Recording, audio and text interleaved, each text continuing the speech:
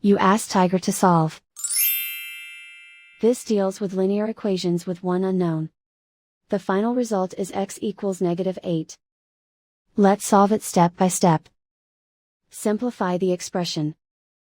Expand the parentheses. Multiply the coefficients.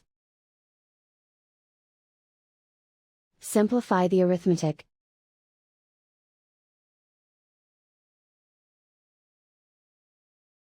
Group all x terms on the left side of the equation. Subtract 10x from both sides.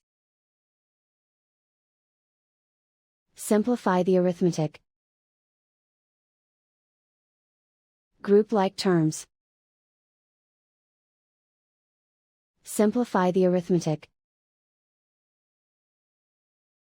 Isolate the x. Divide both sides by 2. Simplify the fraction. Find the greatest common factor of the numerator and denominator.